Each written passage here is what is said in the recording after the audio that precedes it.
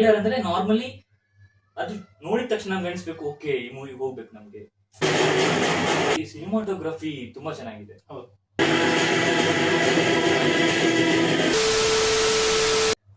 Hi, hello, ನಮಸ್ತೆ, welcome to all in one Kannada YouTube channel. ನಾನ್ ಕೌಶಿಕ್. ನಾನು ಸುನಿಲ್.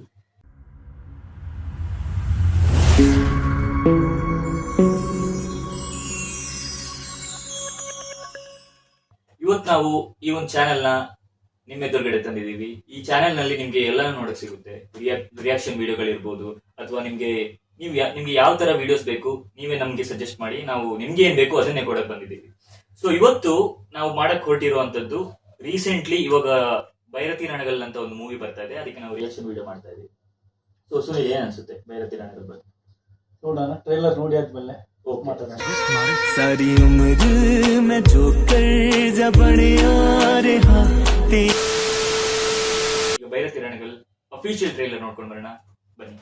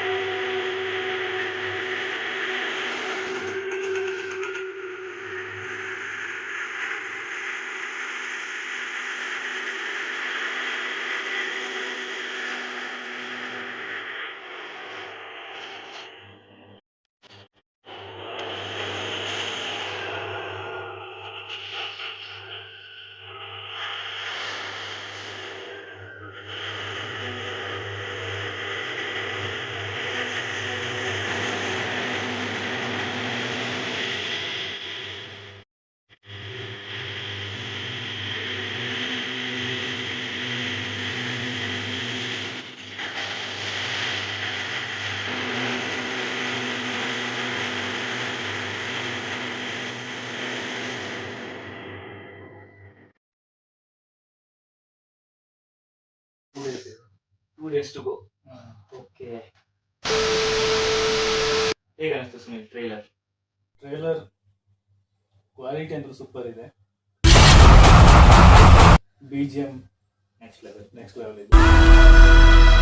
ಈ ಟ್ರೈಲರ್ ನಂಗೆ ನೋಡಿದ ಮೇಲೆ ಅನಿಸ್ತಾ ಇದೆ, this is one cult classic movie ಅಂತ ಅನಿಸ್ತದೆ. ಮತ್ತೆ directors promising director. Correct. Mufti ನೋಡಿದ್ದೀವಲ್ಲ. ಕರೆಕ್ಟ್. ನರ್ತನ್ ಅವ್ರದ್ದು ಮೂವಿ ಅಂದ್ರೆ ಅದು ಎರಡು ಮಾತೇ ಇಲ್ಲ.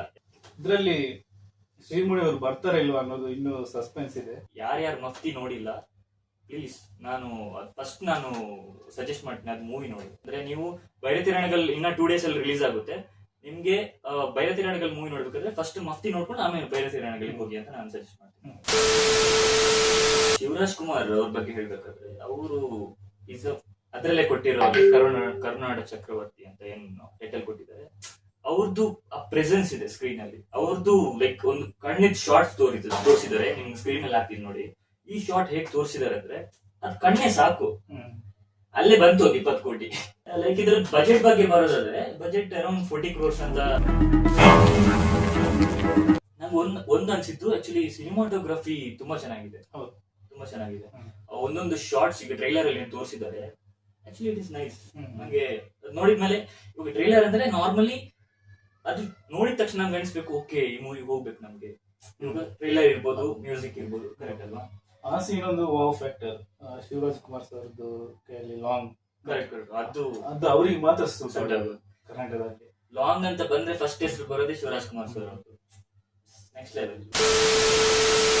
ಎಲ್ರೂ ಬನ್ನಿ ಥಿಯೇಟರ್ ಅಲ್ಲೇ ನೋಡಿ ಸಿನಿಮಾನ. ಸ್ಟಾಪ್ ಪೈರಸಿ ಮಾಡಕ್ ಹೋಗ್ಬೇಡಿ. ಅಥವಾ ನಿಮ್ಮ ಅಕ್ಕಪಕ್ಕ ಯಾರಾದ್ರೂ ಪೈರಸಿ ಮಾಡ್ತಾ ಇದ್ರು ಕೂಡ ಅವರಿಗೂ ಸಜೆಸ್ಟ್ ಮಾಡಿ ಮೂವಿ ನೋಡಕ್ ಹೋಗ್ಬೇಡಿ. ಮೊಬೈಲ್ ಅಲ್ಲಿ ನೋಡಕ್ ಹೋಗ್ಬೇಡಿ, ಖಂಡಿತವಾಗ್ಲೂ ನೋಡಕ್ ಹೋಗ್ಬೇಡಿ. ಥಿಯೇಟರ್ ಅಲ್ಲಿ ನೋಡಿ, ಕನ್ನಡ ಸಿನಿಮಾ ನೋಡಿ, ಕನ್ನಡ ಬೆಳೆಸಿ ಅಷ್ಟೇ ಹೇಳಕ್ ಇಷ್ಟಪಡ್ತೀನಿ. Thank you.